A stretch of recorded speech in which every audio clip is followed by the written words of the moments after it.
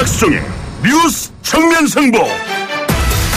안녕하십니까, 곽수종입니다. 주말에 기온이 영하 6도까지 떨어진다니까 조심하시고요. 이 제국주의 전략가들은 지리와 역사, 사회적 요인들을 함께 엮어서 입체적으로 세상을 봤다고 합니다. 이 점에서 지정학이라고 하는 것은 제국주의적 시선인 셈이겠죠. 우리는 제국주의가 돼본 적이 없었기에 이런 전략적 관점은 필요 없는 걸까요? 강대국의 전유물 같지만 우리 같은 중견국에게도 한 번은 생각해야 될 것 같습니다. 예를 들면 말이죠. 신북방정책이나 남방정책 구상도 우리만의 전략을 가지고 한번 구성해보는 건 어떻겠습니까? 무작정 중국의 1대1로에 동참하자. 중동 건설시장 붐과 아프리카 미래 소비시장을 보자. 남을 것을 가지고 외칠 게 아니라 어떻게 안전한 원유 공급을 확보할지, 중동과 아프리카에서 영향력이 큰 프랑스와 독일과의 관계는 어떻게 가져가야 될지, 또 이것이 미래의 한국 통일에 어떤 영향을 줄지, 이런 것들을 한번 3차원의 입체적인 방법으로 세상을 볼 필요가 있지 않을까요? 어쩌면 우리는 21세기 후기 산업사회의 큰 변화 속에 너무나 많은 것들을 놓치고 지나가 버리는 것 같습니다. 뉴스 정면승부 시작하겠습니다.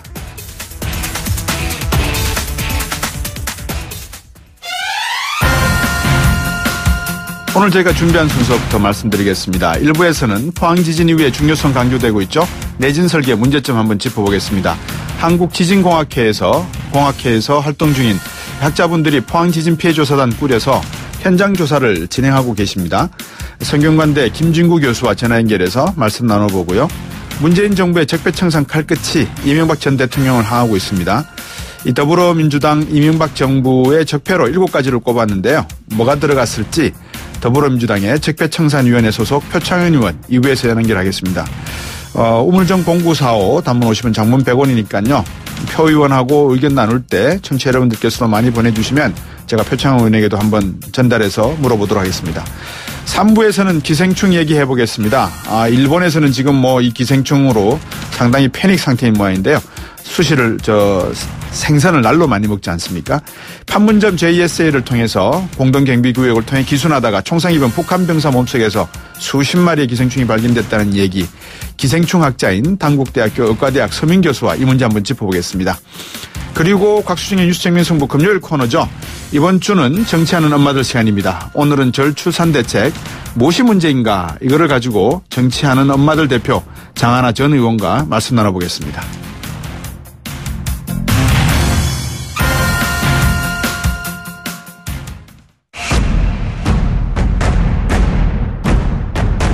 곽수종의 뉴스 정면승부. 포항 지진 발생 사흘째인데 아직도 여진이 계속 이어지고 있고요. 이재민 숫자는 늘고 있고 부상당한 분들도 좀 숫자가 는 것 같습니다. 이번 지진 이후에 많이 듣는 구조물의 이름이 필로티 구조라는 건데요. 이게 건물의 안정성 문제에 어떤 연관이 있는지 좀 궁금한 것 같습니다. 한국지진공학회에서 활동 중인 학자분들이 포항 지진 피해 조사단 꾸렸다고 말씀을 드렸는데요.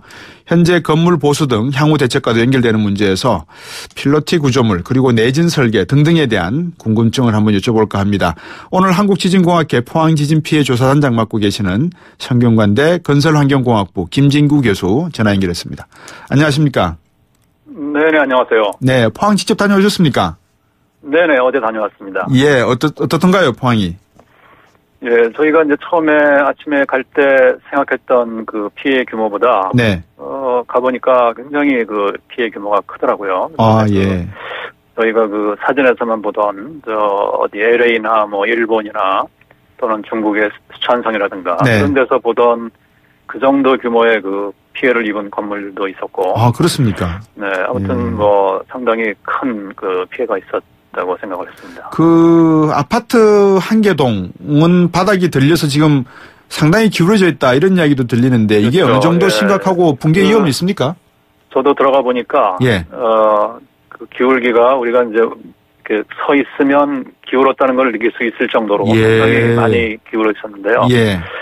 저희가 이제 쭉 보니까 실제로 힘을 받고 있는 그 전단벽은 크게 손상이 된 것 같지는 않고, 네. 그 주변에 있는 그 조적벽들이 좀 많이 파손됐기 때문에 이제 기울어졌는데, 네. 근데 그 정도 기울어졌다는 얘기는 어떻게 보면은 그 전단벽 아래에 있는 기초도 약간 침하했을 수 있다는 얘기고, 네. 아무튼 그 그 정도 그 기울기로 기울어진 건물은 네. 추후에 재사용하기가 좀 어려울 것 같다는 그런 생각이 들었습니다. 그러면 정부가 조금 전에 한 480억 규모의 어떤 저리 융자, 재건축 융자 계획도 있다는 걸 YTN 뉴스를 통해 속보로 나온 걸로 제가 봤는데 이 재건축 해야 되는 겁니까 그러면? 글쎄요, 제가 그 정밀 안전 진단을 다 끝내기 전에는 뭐라고 말씀을 드리기가 좀 어렵겠지만, 네. 하여튼 제가 그 방문해서 제 판단으로 볼 때는 그 기울은 그 아파트를 다시 세우기는 상당히 힘들거든요. 네.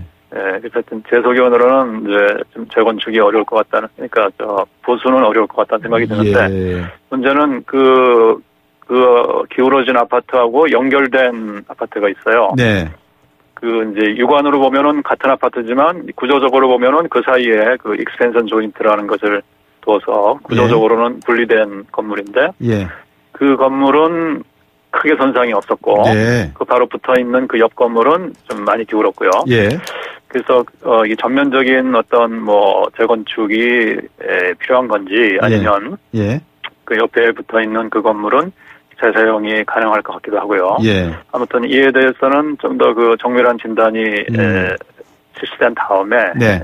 정확한 결론을 내릴 수가 있을 것 같습니다. 근데 교수님 이게 지진이라고 하는 게 땅 밑에서 일어나는 활동이라서 단층 활동이라서 네. 겉으로 보기에는 큰 문제가 없고 다른 건물과는 외견상 뚜렷이 보인다 하더라도 이게 어느 분이 말씀하신 대로 여름에 이제 장마가 져서 비가 많이 온다거나 또 다른 어떤 집안 침하가 발생할 경우에는 이것도 안정성을 보장할 수 없는 거 아니겠습니까?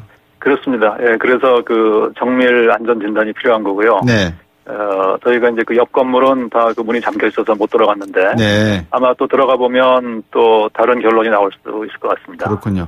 그 한동대 건물 외벽이 뜯겨나갔다 이런 말도 나오던데 이게 지진 영향입니까 아니면 부실 공사 측면입니까? 어떻게 보십니까? 그래서 제가 볼 때는 그 둘 다라고 할 수 있을 것 같은데요. 네.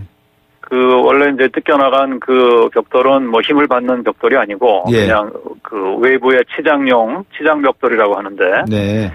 이것이 이제 일반적으로 그 벽돌벽 같은 조적벽은 그 지진에 좀 약하기 때문에 네. 내력벽으로는 사용하지 않죠. 네. 근데 이제 치장벽돌로 사용한다고 하더라도 이게 옆으로 떨어지면은 지나가는 사람들이 다칠 수 있기 때문에 그렇죠.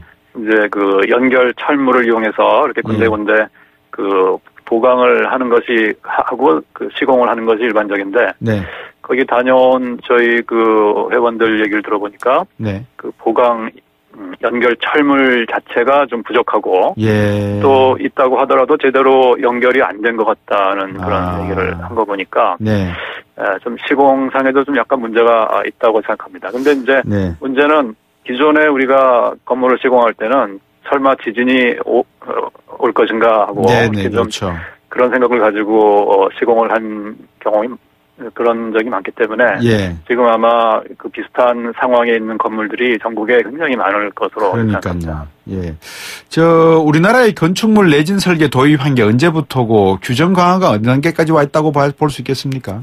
네, 요즘에 이제 언론상에 많이 나오는데요. 내진 설계 기준은 이제 1988년에 처음 도입이 됐는데 그때만 해도 이제 6층 이상 건물에 처음 도입됐습니다.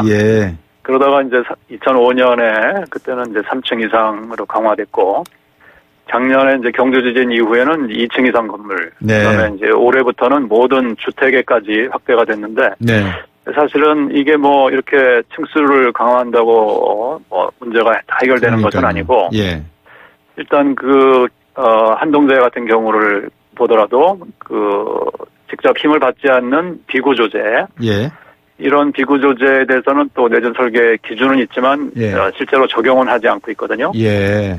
그래서 우리나라 같이 지진이 그렇게 건물을 전파시킬 정도로 큰 지진은 아니고 그렇지만 이제 이런 외장재가 떨어져서 사람들이 다칠 수 있는 그런 규모의 지진이 만약에 계속 온다면 그렇다면 이런 그 비구 조제도 내진 설계를 적용하는 것이 맞지 않나 이런 생각을 하고 있고요. 또 하나는 지금 사실은 이게 그 지진에 대해서 위험한 건물은 6층 이상 중고층 건물보다는 5층 이하의 중간 내지는 저층 그 건물이 사실은 지진에 더 공진을 일으켜서 더 위험할 수 있는데 오히려 지금 설계 기준은 좀 그거를 정확하게 반영을 못 하고 있고요. 그래서 이제 이번에 언론에 또 많이 나왔지만 그 필로티 건물 그 기둥이 많이 파손됐는데 그것도 이제 대부분 5층 이하의 그 저층 건물인데 이러한 5층 이하 저층 건물에 대해서는 그 구조 전문가인 구조 기술사가 관여를 안 해도 그냥 그 건축업에 종사하는 사람은 누구나 그 설계하고 시공할 수 있도록 그렇게 돼 있기 때문에 특히 내진 설계 같이 상당히 좀 그 높은 지식이나 경험이나 기술이 필요한 그런 내진 설계 같은 경우는 제대로 적용이 안 되고 있다고 볼 수 있습니다. 주상복합 아파트 같은 경우에는 이 필로티 구조 방식으로 건물을 지은 게 많아 보이는 것 같던데 왜 이런 건축의 꼼수 같은 이런 제도와 법규를 만들어서 이렇게 그 내진 설계라든지 기타 문제를 피해갈 수 있도록 만들어 놨을까요? 그게 이제 아무래도 전세 대란이라든가 또는 이제 젊은 층이 그 살 집을 구하기 어려운 그런 현 상황을 반영해서 아마 이제 그런 대책이 나온 것 같은데요. 아무래도 이제 요즘에 아파트를 지으려면 그 지하 주차장을 만들어야 되는데 지하를 파들어 간다는 게 굉장히 돈이 많이 드는 일이거든요. 그래서 이제 정부에서는 그런 필로티형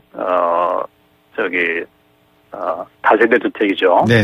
도시형 생활주택인데 그것을 설계하고 시공할 때는 일종의 그 혜택을 많이 주고 있습니다. 예를 들어서 그 1층 필로티층 같은 경우는 용적률에서 빼주고 높이 산정에서도 빼주고 그래서 이제 나름 어떻게 보면 좀 이렇게 그러한 필로티형 건물을 유도하는 그런 측면도 있었죠. 근데 이제 지진이 없을 때는 물론 좋은 정책이었는데 이게 이제 지진이 발생하다 보니까 또 상당히 또 이 취약성을 지금 많이 드러내고 있습니다.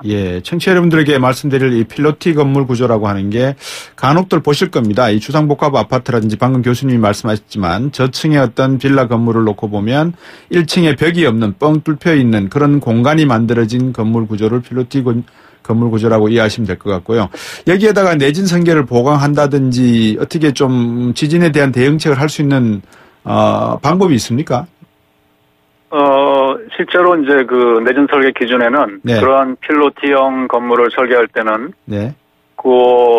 관련된 그 부재를 설계할 때는 지진력을 한 2배 내지 3배 키워서 설계를 하도록 그렇게 유도하고 있거든요. 그리고 이제 그 어떤 기둥이나 보호의 그 철근, 배근 상세도 뭐 예를 들면 그 후프를 135도로 구부려서 빠지지 않도록 그렇게 한다거나 또는 뭐 폐쇄형 스트럽이라는 걸 둘러서 어떤 지진이 와서 막 건물을 흔들어도 그 주근이 이탈되지 않도록 그런 여러 가지 이제 그 요구 사항을 많이 기술하고 있는데 문제는 아까도 말씀드렸다시피 5층 이하의 그 저층 건물에 있어서는 그 구조 전문가가 관여하지 않아도 이렇게 지금 시공이 될 수 있도록 제도가 만들어져 있기 때문에 내진 설계 기준에 아무리 그런 게 잘 돼 있어도 실제로 그 현장에서는 그것대로 설계되거나 시공되지 않는 경우가 많이 있죠. 그렇네요. 그러면 이참에 전국적으로 점검을 한번 하고 한국지진공학회 차원에서 뭐 프로젝트를 정부로부터 받으시든 해서 대한민국의 건축 구조물에 대한 전반적인 내진 설계 문제라든지 보수 강화 문제를 한번 고민해 보셔야 될 그런 지점 아닐까 싶은데 어떻게 보십니까? 뭐 제가 알기도 지금 정부하고 그다음에 이제 그 전문가 집단인 구조 설계 한국 건축 구조기술사 협회라든가 이런 데서 지금 그런 계획을 하고 있는 것으로 알고 있고요. 이제 저희 같은 경우는 이제 이런 여러 가지 경주 지진이나 포항 지진의 그 사례를 바탕으로 해서 그 어떻게 시공하고 어떻게 설계해야 이러한 피해를 좀 줄일 수 있는지 그다음에 현재까지 적용되고 있던 이 제도상에 좀 문제가 뭐가 있는지 이런 거를 이제 파악해서 이제 앞으로 또 지진이 발생하더라도 좀 피해를 최소화하고 할 수 있는 이제 그런 여러 가지 설계 기법, 보강 방법 또는 뭐 제도 개선 이런 것을 지금 제시하려고 하고 있죠. 어쨌든 교수님께서 이 문제만큼은 계속해서 관심을 가지셔가지고 우리나라에 지진이 날 수 있다라는 점을 많은 분들에게 좀 홍보도 해주셔야 될 것 같습니다. 오늘 말씀 잘 들었습니다, 교수님. 네네, 고맙습니다. 네, 성균관대 건설환경공학부 김진구 교수였습니다. 속보 말씀을 드리겠습니다. 19일 밤 12시에 만료되죠. 최순실 구속기한이 다시 한번 연장됐습니다. 이번 구속영장이 세 번째인데요. 최씨 구속기한이 그래서 최대 6개월 더 연장되는 것으로 발표가 되었습니다. 2부에서 뵙겠습니다.